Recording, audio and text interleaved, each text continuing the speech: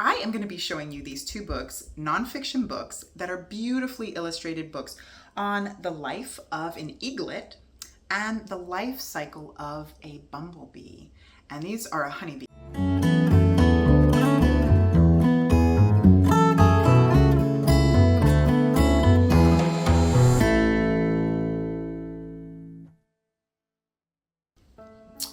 So today we are going to be looking at these two books, which I highly recommend. They're both nonfiction books for children.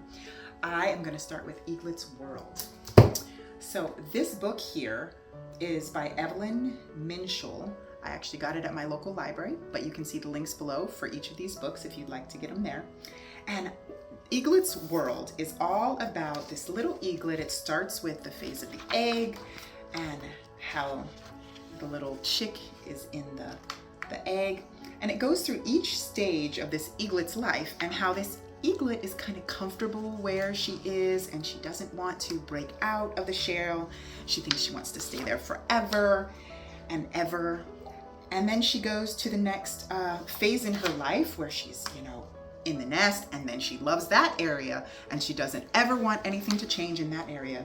And what I like about this book, the illustrations are beautiful, but it gives a really neat lesson about stepping out of our comfort zone and how sometimes God, it doesn't actually mention God, but the lesson you can bring out is that God sometimes pushes us out of our comfort zone, but it's not to hurt us, it's to help us. Because then when little eaglet gets pushed out of the nest to learn to fly, the mommy and daddy are right there helping it.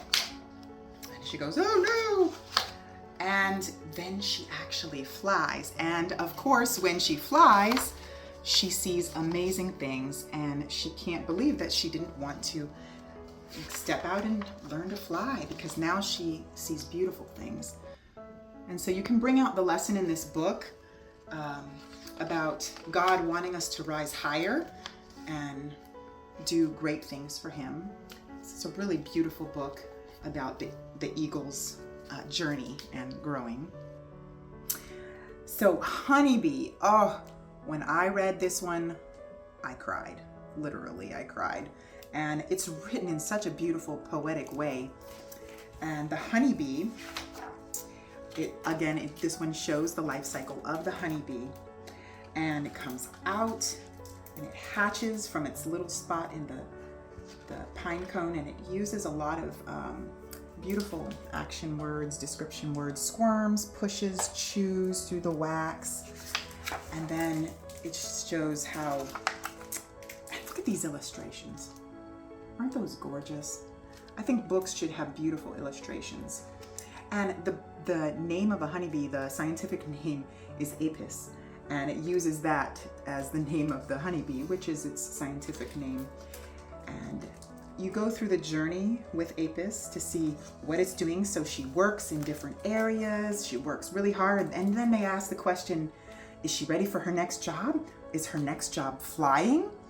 And then she goes to the next job and nope, not ready for flying yet. She goes and takes care of the little baby grubs. And she has several jobs in the hives. And this is what each honeybee goes through in their life cycle. And then it says, now is she ready for flying? She starts her next job. Is she ready for flying? Not yet. And so then she moves on to her next job. Let's skip though. But when she gets to when she's ready to fly, and she's ready to fly, and she goes and it talks about how they collect their nectar. And it goes all the way actually to when the honeybee gets old. On the morning Apis drops to the ground, the air is warm, the sun is rising, and the nectar is sweet. She rolls to her back, her legs move limply, her wings beat weakly above her, blossoms nod in the summer breeze. Apis stills. So it shows the whole life cycle, but then it goes back to the nest and another one is coming out of the hive. So this one is very touching. Like I said, I cried. Be careful. But beautiful on the life cycle. And then as you can see in the back here, it has a beautiful chart on the different body parts of the bee and how we can help bees And also it talks about the different jobs that the bees do, so if you want to learn a little more specifics on that. And this one is by Candace Fleming and Eric Roman. So I highly recommend both of these books.